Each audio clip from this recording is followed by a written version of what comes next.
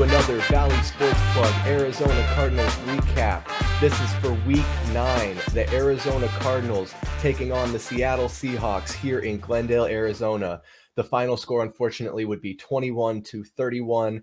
The Seahawks taking this over the Cardinals, who are now 3-6, while the Seahawks will advance to a record of 6-3.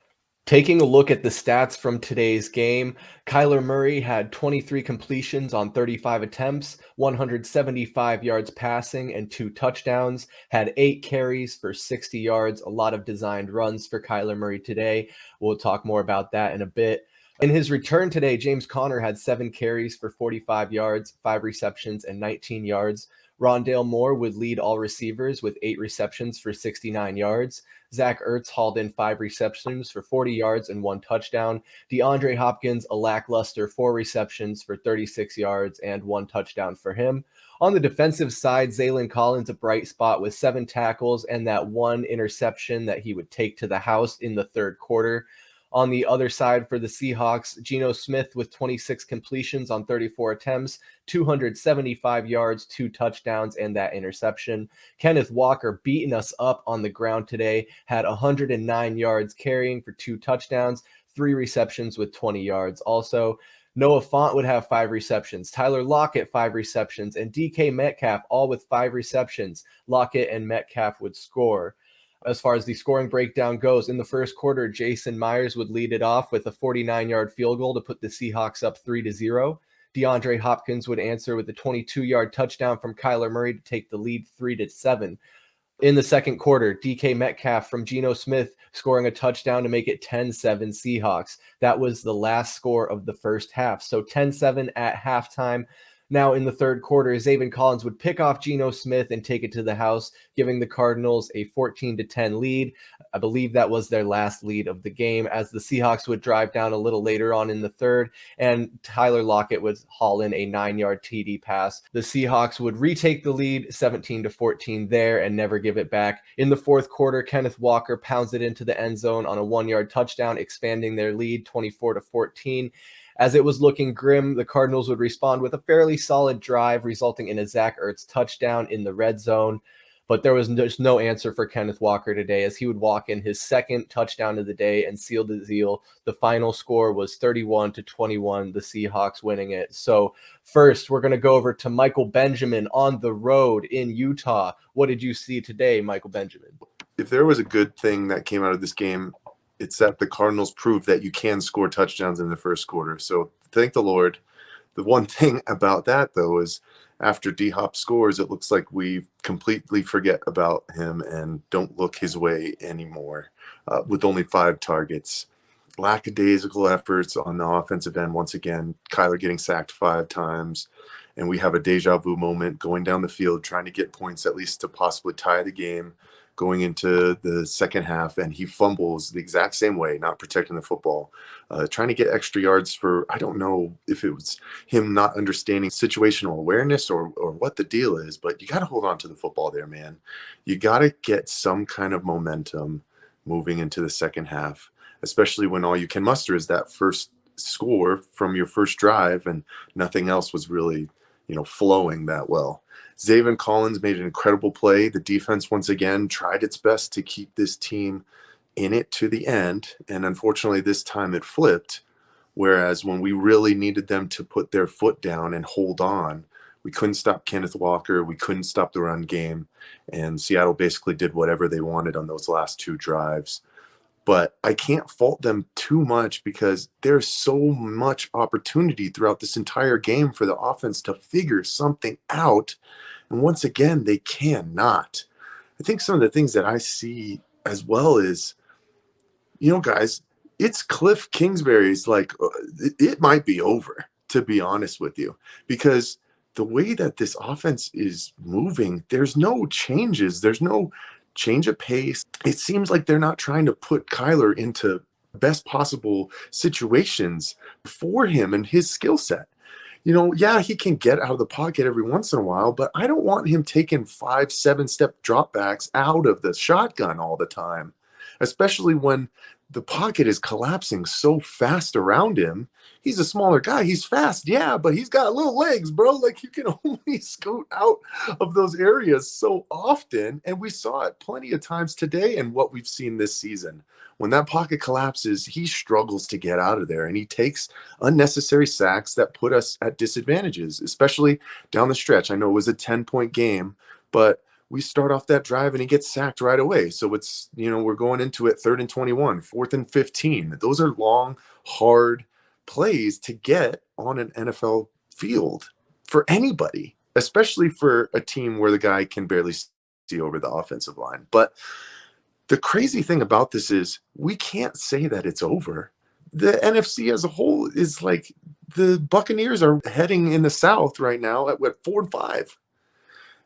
I guess those other 2 wildcard spots that I worry about is what's going on in the NFC East with Dallas and the Giants. I mean, I think they'll start to cannibalize some of their records down the stretch, but I can't say that it's over, unfortunately, but I can't say that we have any good momentum to try and make a playoff push.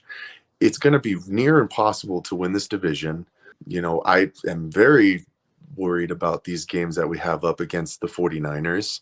We're 0-3 in the division, so we're already behind the 8 ball on that. And it's just going to be an uphill climb to go out. But, it's going to be interesting to see what happens this week. Is Kliff Kingsbury really going to still be this head coach? Are they going to try and make some moves, maybe get somebody else calling the offensive plays? But very disappointed. Once again, I feel like this has just been the rhyme and the rhythm that we continue to see from this team and these recaps. And I was hoping that we were going to get something different this week, especially after that Zaven Collins play. Guys, I love y'all. I'm out in Utah for another day. We'll see y'all soon, but we'll let y'all handle the rest. Yes, sir. Will do. All right. Thank Peace. you. That was Michael Benjamin, host of the Valley Sports Plug podcast, Heat Check podcast, Pass the Outlet, a Roundtable, all of it. Anyway, Michael Benjamin. You love Michael Benjamin. I still got VSP Tallman here.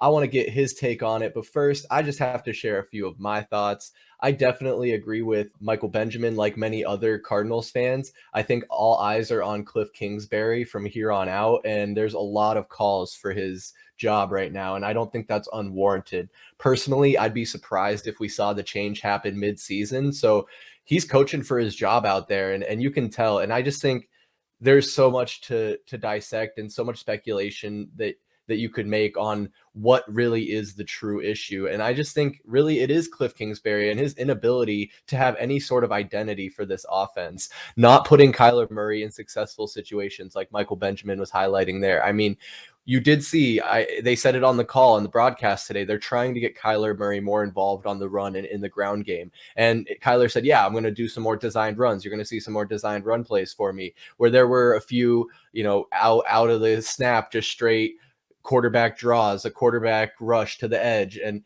he ended up fumbling it twice and losing one of those fumbles. So that's the risk you have when Kyler Murray runs out there all willy-nilly. And then also we see Kliff Kingsbury's downfall or lack of awareness in the Greg Dortch trick play. Almost looked like a great play. It was really fun. Kyler Murray threw a forward pass to Greg Dortch, still behind the line of scrimmage, and then Greg Dortch turns, and I don't think he meant to do it, but he throws another forward pass. James Conner manages to haul it in. It was a gorgeous cross-field pass. James Conner barreled up and what would have been a first down, but it got called back. I don't know if it was the sloppiness of the execution or just a poorly drawn up play, but the fact that we're even having to do gadget plays like that just to try and get a first down on 3rd and whatever is not a good sign. And I think they need to clean that type of stuff up. The last thing I'll say is the Seahawks are not a better team than the Cardinals. On paper, when you look at all the talent on this roster and all the potential and these plays that we know they're capable of making, it's not the fact that the Seahawks were better than the Cardinals. It's a matter of Pete Carroll is better than Kliff Kingsbury. And I think that really showed today. Pete Carroll is a veteran coach in this league. I know those guys are few and far between, but really exposes how poor of a coach Kliff Kingsbury is. And if he doesn't turn it around in his third or fourth season here now, I think it is, then he's got to go. Regardless of this extension, eat that L, eat that money, and go ahead and get you a coach that can actually move this team forward. And if you still believe Kyler Murray is the future, keep him as well. Last thing I'll say before I pass it over to Tallman is I did see some reports that there are teams calling for DeAndre Hopkins, and I don't know how he feels about his relationship with the Cardinals right now, or if he would be open to moving, or if the Cardinals would be open to moving him. But these are the type of questions that start being asked when you start your season 3-6 and you're a prime wide receiver in your career. So Tallman, what do you think about the Cardinals' performance today and trajectory going forward in this season? I don't want to seem negative, but I think the season's over. We're not going to make the playoffs. It's not going to happen. I mean, when we looked at the start of the season, we looked at the schedule, we thought those 2 Seahawks games would be a slam dunk. We'd win those games no matter what. And we all know what happened. So I'm feeling really down on the season at this point. I think if they're going to pull it off, it's going to be a huge uphill battle.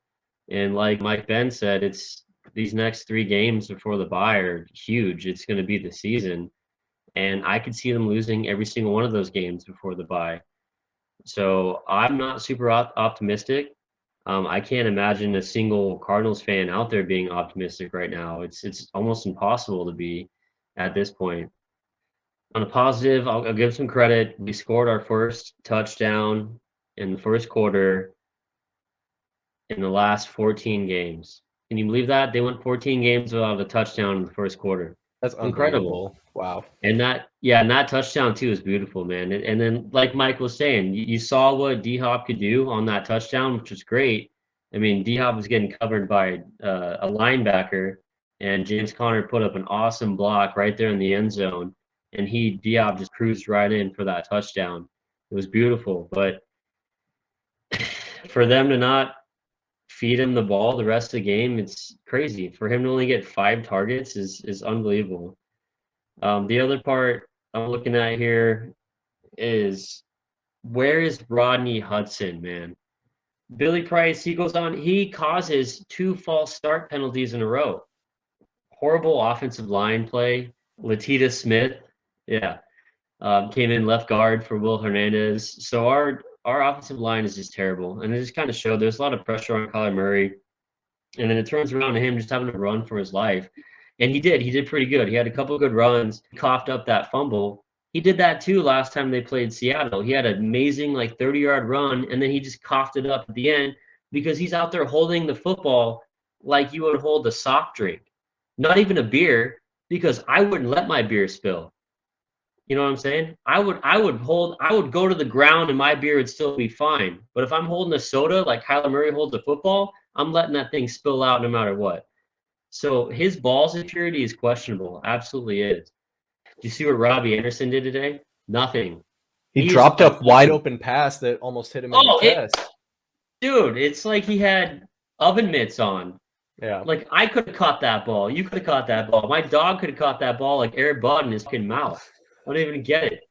Dude's got brick for hands. He's a trash can, man. Yeah. And I get they traded a 6th and 7th round pick. It's not even worth it at this point.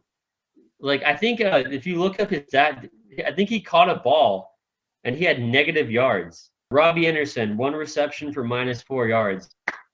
Way to go, buddy. Awesome job. You should have stayed on that shitty-ass team. I don't know why we even traded for you.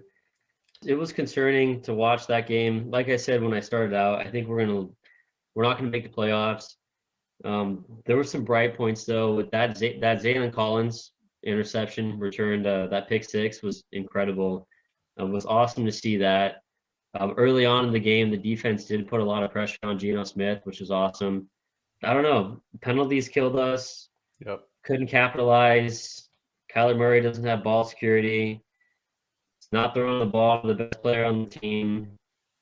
And yeah, it really caught up with them. And there's a lot of things said about Kliff Kingsbury, and rightfully so. We saw again at the end of the game, granted down by 10. We're at the end of the game. The final 2-3 minutes of the game, we have 0 timeouts. So the game management's just been terrible. I'm not going to put this one fully on him. I think collectively it was just a bad team loss. I think collectively everyone just did not play well, and that's it. I don't mean to be negative, but I can't be optimistic at this point. I think we're going to miss the playoffs. We have a couple tough games coming up, and I think I would not be surprised. I think we might lose the next 2-3 games. I don't disagree. I mean, luckily for us, next week we are going to LA to face the Rams, who are in a similar situation, had high expectations coming into the season. They've started with a 3-5 start. They had an early bye.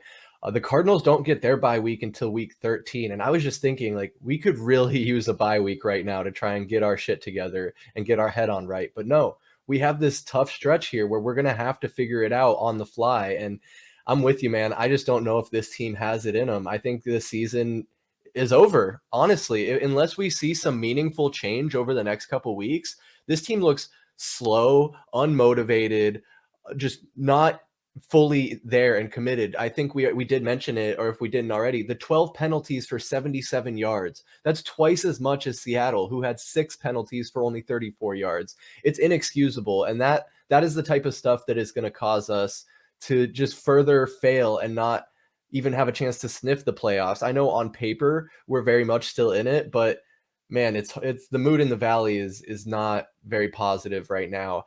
An interesting thing to note that starting this Wednesday, the Cardinals will be on HBO's Hard Knocks. That'll premiere this Wednesday. So Cardinals fans and NFL fans will get a chance to see some of the things happening behind the scenes with the Arizona Cardinals, and that might shine a light on really what this team is all about. And I don't know. I don't think it's going to help their product on the field any, but it'll be interesting to watch. I know I'll be tuning in. So that's all we have for you this week. This was week 9 in the NFL. The Cardinals took the loss to the Seattle Seahawks 31-21 here in Arizona.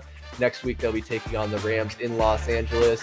For Michael Benjamin and VSP Tallman, I'm Chris Patrick. We'll see you next time.